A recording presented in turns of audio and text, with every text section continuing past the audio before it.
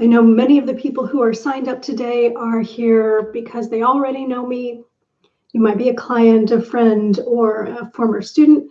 But if you don't know me, I'm Julie Levin. I am a marriage and family therapist, and I have a private practice normally in Pleasant Hill, California, but right now I'm working online. And today I'm going to talk to you about how to set boundaries while we are all here in quarantine with people that we love, but who perhaps are driving us a little bit crazy right now just because of being in proximity too much of the time. You know, we all need alone time as much as we need connection, and you may not be getting the alone time that you actually need right now. So we're going to talk about what gets in the way of getting that for yourself, and I'm going to give you some tips to help you set the boundaries that you need in ways that are kind and compassionate and effective. So again, if you've just arrived, be sure to say hello in the comments area on the right side of your screen, just so that I know that you can hear me. I'm going to do a quick check in the Podia app to see if there's any messages there. And it looks like we're good. And again, we're just going to give people a couple of minutes to arrive. Make sure you're comfortable while we're waiting. Make sure you don't have any distractions going on. So if your phone is on, and I think mine is, let's go ahead and set our phones to silent. And then put your phone somewhere where you're not going to see visual notifications. Make sure that the people who live with you know that you are busy for the next half hour, 45 minutes. And any other distractions that you might have around you, including open windows on your computer, just go ahead and close those so that you can really be present today. Bear with me, I just dropped my mouse. Here we go. So as we start, I want to walk you through a guided visualization just to help you get grounded and comfortable. And also, I just want to make sure that we have some moments during the webinar where you're not staring at the screen, because that can be so hard on our eyes. So go ahead, and if it feels comfortable, just close your eyes for a moment. Take a nice leisurely breath. Just notice the feeling of your lungs filling up and then emptying. And then take one more. And on the exhale, see if you can just let go of any stress or tension in your body. And then take a third. And again, just really feel yourself dropping into your chair, letting gravity support you, getting really, really comfortable. And if it would feel good, stay in the visualization that I'm about to start. And imagine yourself somewhere very beautiful, somewhere very peaceful.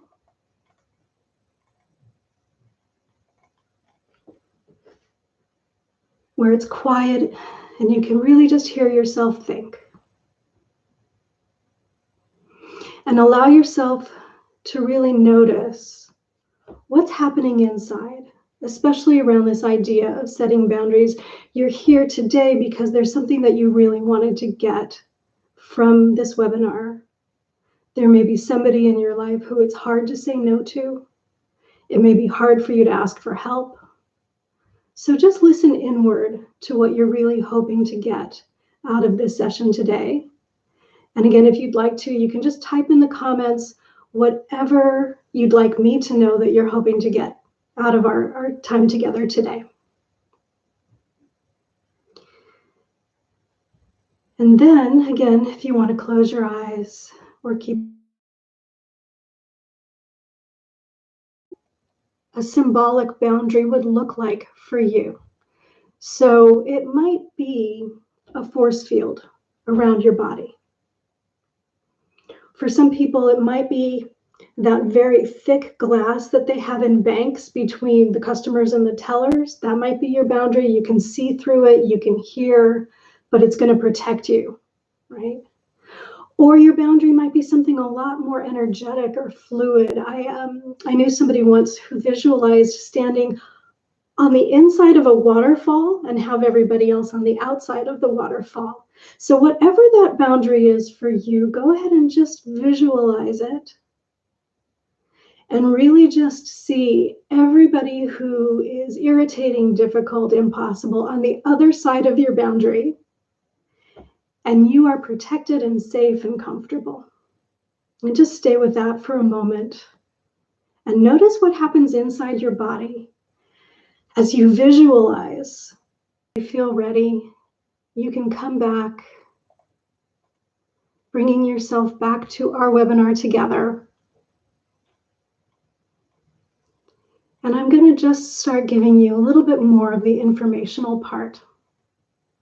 So I want to start out by differentiating this class that's really geared toward people who are in quarantine, and they're with people they generally love and enjoy spending time with, but they just feel a little bit irritated by because of this close quarters and not being able to get out as much. Versus setting boundaries with somebody who's really difficult. That's a whole other class, and I will actually be creating either a webinar or an online class just for that, because that's a little bit more complicated. But to know today we're really doing the basics, just how to change your internal mindset and also how to speak to people in ways that really convey who you are, what you need, what you'd like, so that you have the greatest chance of having your message be received warmly and openly. One of the things that I think might be interesting to talk about is just why boundaries are essential. You know, you're already probably thinking about boundaries as protecting yourself. What ends up happening is we build more trust in our relationships, and then we build more intimacy. So boundaries are not just about keeping people or problems outside. They're also about creating more connection, because the people who you deal with know that they can really count on you to be honest, and then they know where they stand with you. So I think it's useful to hold that for yourself, that boundaries are not just about saying no, they're also about really connecting with somebody in a deep, present, authentic way.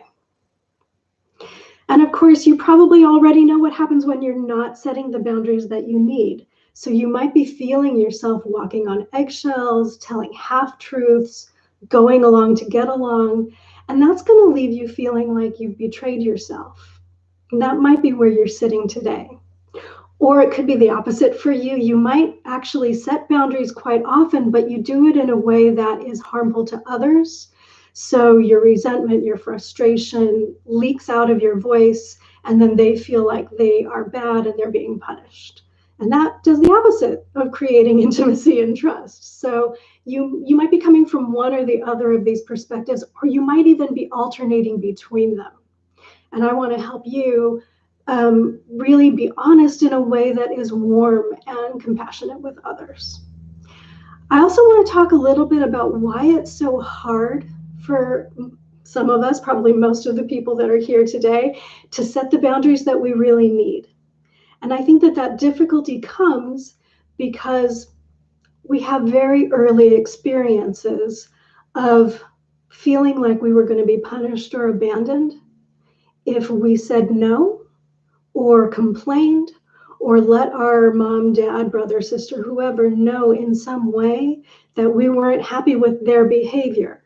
So I think a lot of us have experiences maybe that are even so early that we don't really even remember them, of a parent or a caregiver being irritated with us when we cried, when we needed, when we didn't want them to touch us, something that told us that our boundaries were going to get us distanced from the people who are supposed to be taking care of us.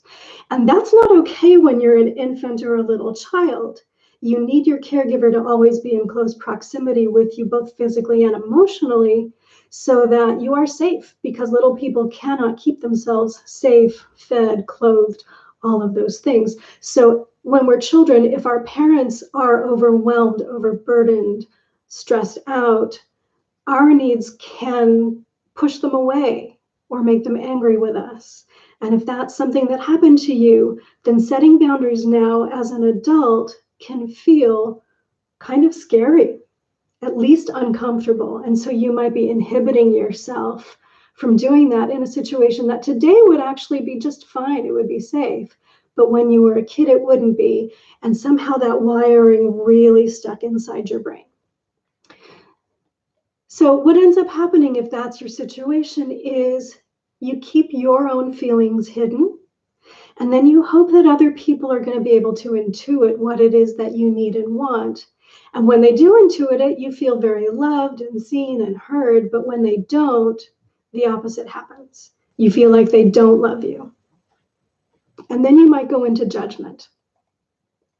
So you might be thinking, well, that person is a jerk, or that person is too needy, or that person is insensitive, whatever. So this is classical projection. We all do it.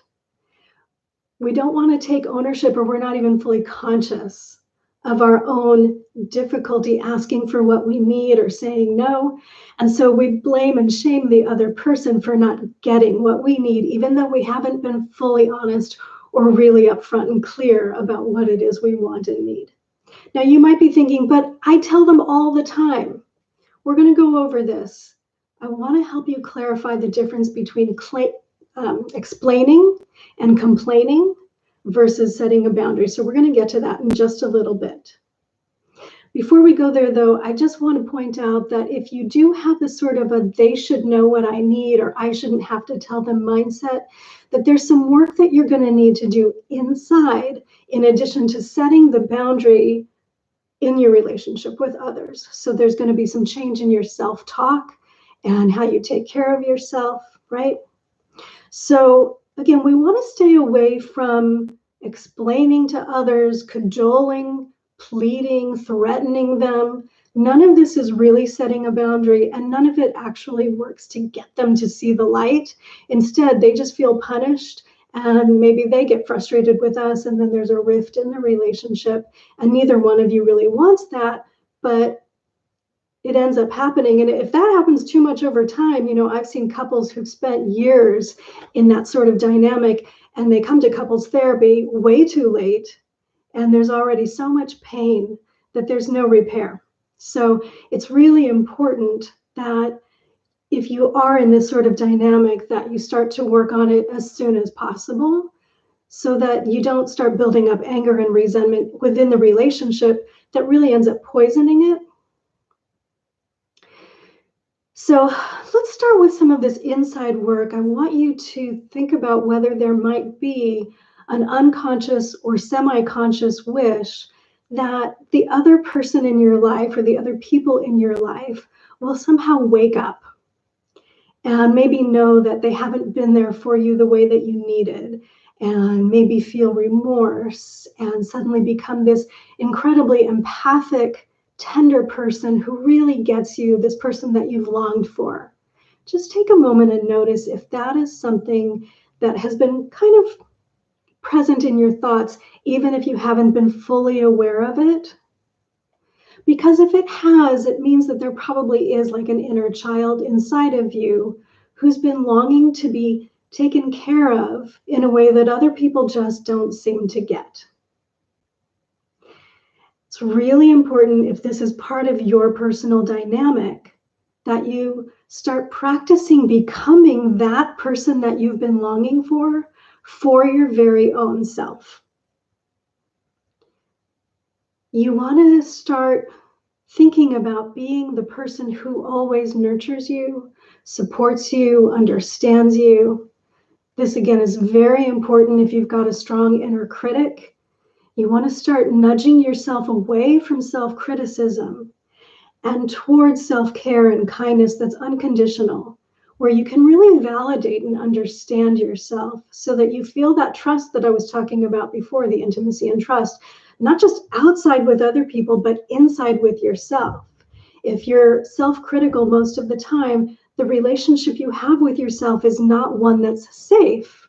And so you want to start shifting that into safety, right?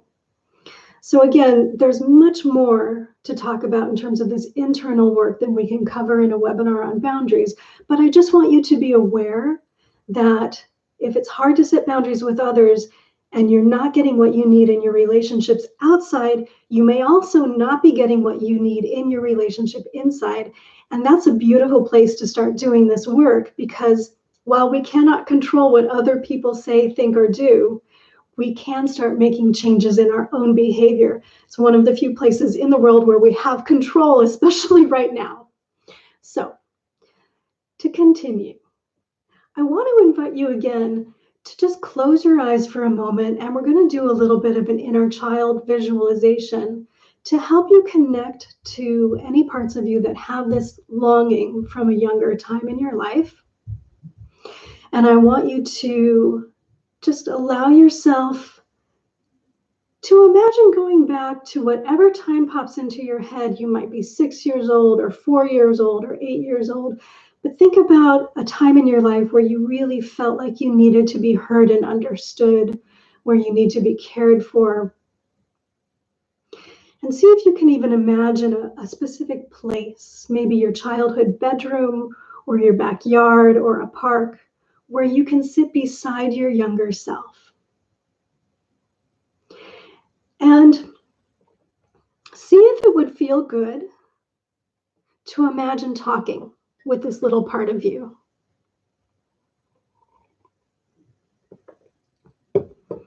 Let him or her know that you're aware that they really haven't been getting what they need. And they've been waiting to really be heard and understood and taken care of for a long, long time. And that you're here now doing this webinar just for them, so that they know that you really do care about them. You want to take care of them. You are present and available for them. And just validate that they really need to get more kindness from you, more support from you, and they really need you to be able to tell others the truth about what they're feeling and needing. You may even want to make a little commitment to yourself that you will check in with yourself, whether it's your inner child self or the person you are today. Maybe in the morning when you wake up and you're still laying in bed, just to go inside and do a little check-in. What do I need today? What would I like to be able to tell someone who's important to me today? And then at the end of the day, maybe doing a second check-in where, as you're falling asleep at night, you take a moment and you just check in and say, how did I do today? Did I give you what you needed? Was I kind to you? Was I able to ask for what you needed? If I didn't, what got in the way? Was I afraid of something? Was I too busy? So really just checking in with yourself again, maybe morning and night. See if you can create a habit of this. If you do it for 2 or 3 weeks, it should become fairly natural. And again, if you've had your eyes closed as you were visualizing talking to your younger self, go ahead and very gently bring yourself back.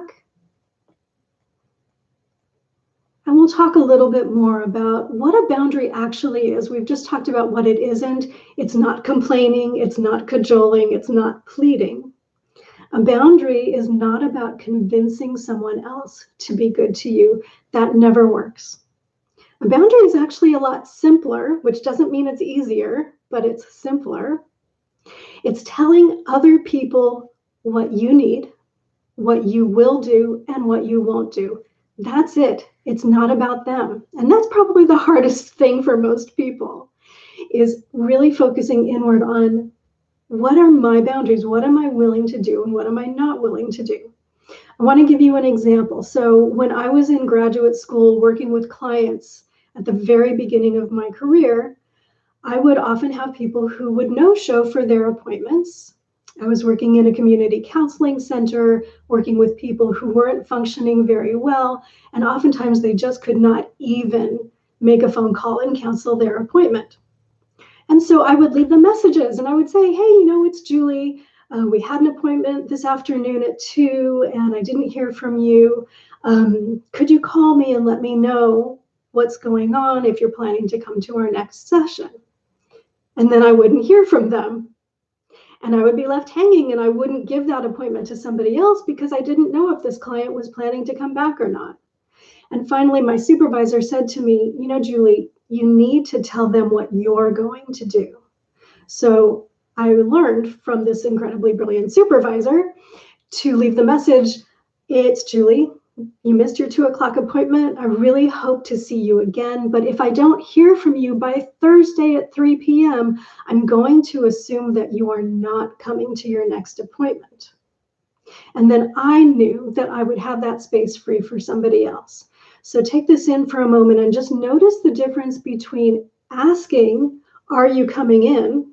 And telling someone, I haven't heard from you, and if I don't hear from you by such and such a date, this is the plan I'm going to follow through on for myself, right? And see if you can start to apply that kind of thinking to the situation that you're in right now. Is there somebody who you need to tell what you're going to do differently, right?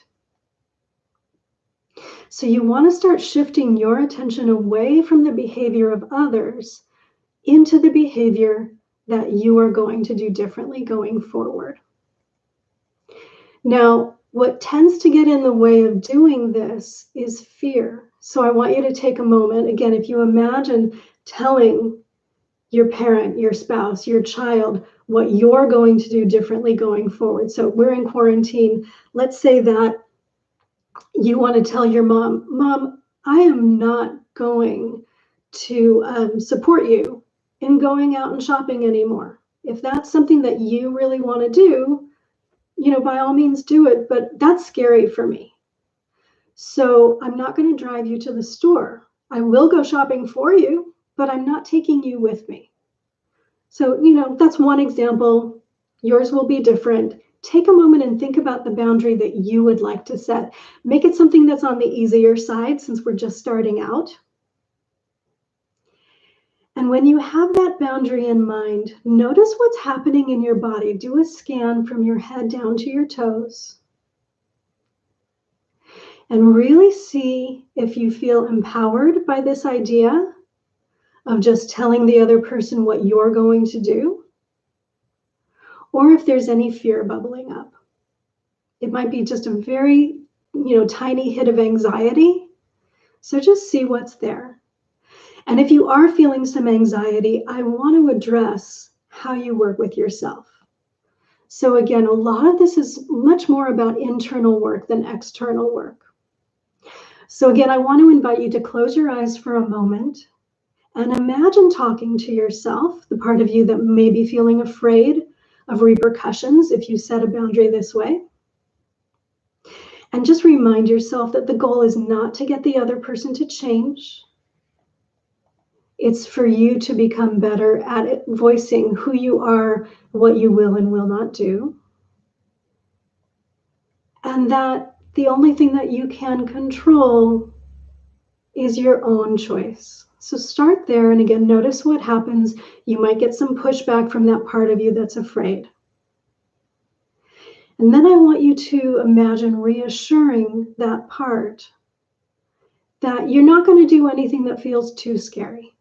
If you're not ready to do this, you don't have to do anything right away. You can make a list of the boundaries you want to set and start with the easiest one. Maybe you've been getting a lot more telemarketing calls lately. I know that people are trying to make money as much as they possibly can right now, given what's happening with the economy. And so you might want to practice with a telemarketer and just answer the phone at some point and say, please take me off your list. I'm not interested in your product or your service. And because it's someone you don't know, that might be super easy, right? So again, you're talking to the part of you that's frightened about how to make this process easier, to build muscle, so that when it comes to setting the really important boundaries, you feel like you've got more skill. The other thing to remind this part of you that maybe is feeling frightened is that you are in the process right now in this moment of learning how to set the boundary in a way that is compassionate and warm and kind so that you're more likely to get a good response from the other person, okay? So again, gentling yourself in this process, making sure that you feel as comfortable as possible so that as you get into some of the practical steps, which I'm going to segue into right now, you feel like you can actually do this without your voice shaking, without changing your mind and backing out of it. So really using self-talk to be reassuring and kind and supportive of yourself. So remember that the goal now is not to get the other person to change. It's to communicate what you are going to do or stop doing, right? Again, I gave you the example of maybe dealing with a parent who still wants to go out in the world even though they're in a high-risk group, and letting them know that you're not going to facilitate that anymore, and telling them what you will do, right? And maybe you're going to couch that in terms of, Mom, I really love you. And it would be devastating for me if you got sick, or worse, if this virus took you out, if you died. And so I am not going to take you to the store. I'm not going to take you shopping anymore because I think that's a dangerous situation for you. And you don't have to agree with me. You don't even have to be okay with me. You can be mad at me. But I need to do what's right for me in knowing that I'm taking the very best care of you. I will go shopping for you. You can tell me everything you want and need. I'll get it if it's at the store. You can tell me exactly how ripe you want your bananas. And I'm really sorry that you're not going to get to go and choose for yourself. But this is important. I want you to be safe. So you can see where if you really couch this in terms that are loving and kind, your significant other, your child, your parent might be disappointed. They might be cranky. They might be stompy.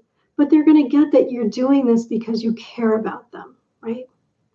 There may be other boundaries that you need to set that are not really about caring for the other person. They might really be just for you, and that's okay too.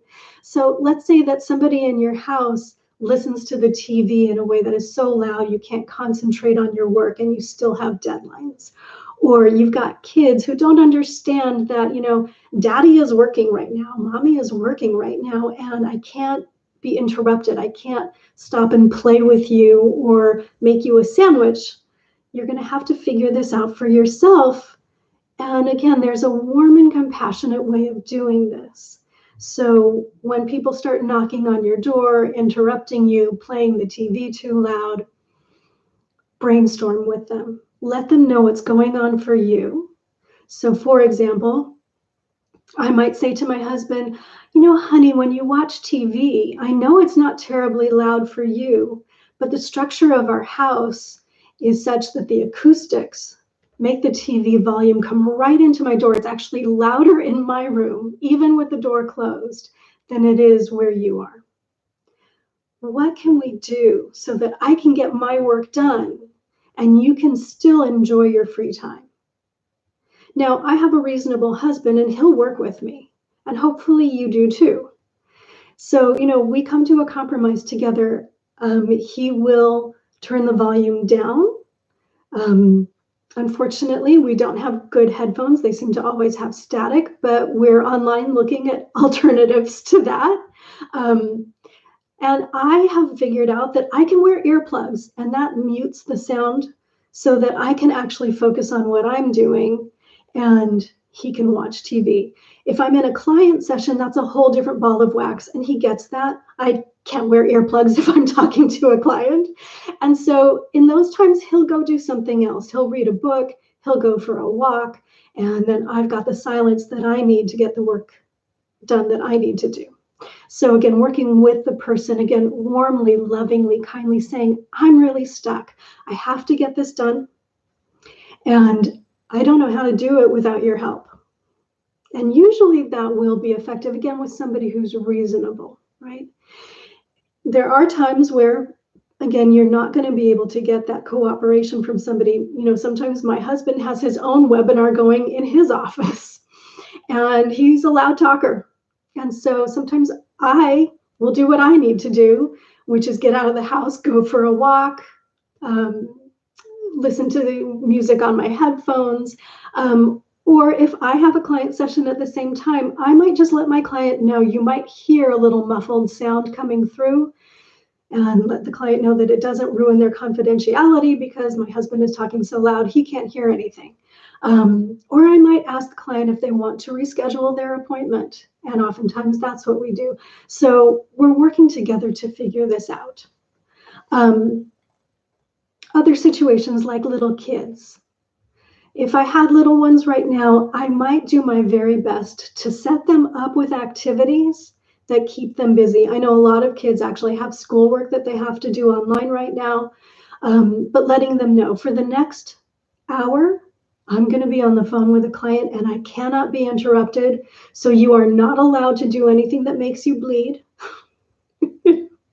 And I need you to, and then give them the project or let them figure out what the project should be so that they can be engrossed and entertained for a full hour. And then I check in between sessions, right? So I might open the door and say, does anybody need anything? This is your 10-minute window or your 20-minute window. And with little ones, I might give hugs and kisses. And then I let them know when I need to go back and get more work done. So again, just really putting every boundary that you set in a container of love and kindness and care and compassion. Take time to listen to what's going on for the other people as you set your boundaries. They may communicate with you verbally. I don't like this. This isn't working for me. Or that's great. Thank you for letting me know. Or they may communicate with you non-verbally. You might have a kid who goes, okay, and just runs off and plays. They're fine with it. Or you might have somebody who goes, right?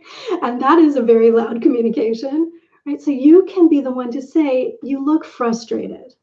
Can you tell me what's happening so that I can help you with what you need? And make this mutual, make it a two-way thing, right? So you might hear, you're always working, you never play with me. Validate that. Don't explain that that's not true, even if it's not true. Validate, you know what, sweetie? This is hard. I am working a lot. And I don't have as much time to play with you as you would like. And I'm so, so sorry. Let's make a date. So I know that I'm going to be free tomorrow from 11 to 11:45. Let's do something really fun. And then follow up on that. Make sure that you keep your word. I just want to check my own notes and see if there's anything else that I wanted to share with you guys. Oh yeah, guilt. So there's a Buddhist teacher named Jack Kornfield, and Jack says, we are all just here to walk each other home. He doesn't say we're here to carry each other home. It's really important to know that even when other people are disappointed, it's not because you're doing something bad or wrong. And you don't have to feel guilty for taking care of yourself. It is one of the most important things you can do. And it does eventually create more trust and more connection in your relationships. People are resilient. They can manage their disappointment, with the exception of people who have mental illness or personality disorders or dementia, all forms of mental illness. And again, later on, I will present on how you set boundaries with difficult people, but most people can really manage their own disappointment. Think about this in terms of your own situations where people have said things that disappointed you. It's not the end of the world, right? My husband has a webinar and he needs to talk loud for an hour. It's disappointing that I might need to say to a client, we're not going to have silence for our session. Do you want to reschedule or do you want to just bear with me?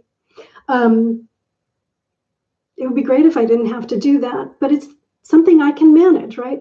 And so it goes both ways. Other people can manage their own disappointment. Trusting them to be able to manage that disappointment is huge. They will feel that trust and they will appreciate that you trust them.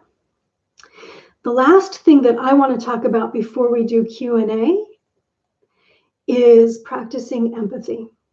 So, I just gave you a couple of examples, but really letting people know that you are taking their feelings into account as well as your own. So empathy, again, it's an inside thing and an outside thing. Really just validating how you're feeling. I hate being stuck inside. It's not easy to be in this limbo, not knowing when we're going to be out of quarantine. It's getting to be really hard to hear about people getting sick, losing people to the virus. I do not like this at all. To give yourself time and space to really tell the truth about what you're going through and being empathic with yourself. I mean, you can really literally just give yourself hugs. This is so, so hard. We've never had an experience like this before. It's trying. And we need our own gentleness and kindness now more than ever. So practicing empathy inside, but also practicing empathy outside again with these people that you're stuck in your house with. Being as warm and kind as we can possibly be when they're cranky, not trying to talk them out of it, but just going with it. Of course you're cranky. This is hard on everybody, and you do not have to like it. We can stomp together. One of my favorite things to do, if you're my client, you already know about this, or one of my students, is to push over walls. So if you've got some energy in your upper body and you need to get it out, you can literally just push the wall over. It's not going to go anywhere, but it feels so good. If you're angry, if you're frustrated, to get some of that out of your body. And you can do that with the people in your house if they want to do it with you. It can be really fun. You might end up cracking up. So one more guided visualization, and then I want to go into Q&A. So again, just close your eyes if that would feel good. And I want to encourage you to imagine telling yourself, the people that I love are strong and capable. They can manage disappointment. One of the best gifts that I can give them and myself is my honesty. Because that way they can know me intimately. They'll know where they stand with me. And they'll get the gift of my trust in their capacity and their ability to manage their own feelings and their own needs. And take a moment and really just let that land for you. Practice thinking warm, kind, friendly thoughts for yourself and for the people that you love. If you have that difficult mother who doesn't want to give up going shopping, if you have that difficult spouse who is just so loud, if you have that teenager who harumphs and is just caught up in all the ways that their world has gotten so, so small and all the things they're missing out on, take time every day and think about what you love about these people, because nobody is all good or all bad, right? Your difficult mother is also somebody who maybe has a great sense of humor, or maybe she's really generous. Your difficult spouse maybe would be so happy at the end of the day to sit on the couch with you and rub your feet. Maybe you fell in love with this person because he or she was just so kind and had such a generous spirit. Your teenagers, as difficult as they can be, might be just hysterically funny even in the midst of all of this. Or they might be really creative and inventive in how they're figuring out how to cope. Or they might be really great at helping their friends. Just think about some ways that you really love and care about people, even when they're being difficult. And notice if that doesn't shift how you talk to them and how you feel about them. See if you can stop yourself from gossiping. I know we all love to call our friends and complain. You won't believe what he did today. I cannot begin to tell you how difficult she was today. When you do that, it's like putting kindling on a fire. And this is a fire you do not want to grow, the fire of resentment. Put water on that fire and put kindling in the fire of love. Think about all the wonderful things that you love about these people and share that with your friends.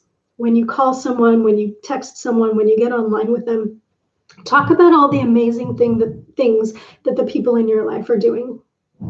And just notice how that starts to shift how you feel about them and how you feel about yourself. Okay, so we've got about 5 minutes left. I know when I get going, I can talk and talk.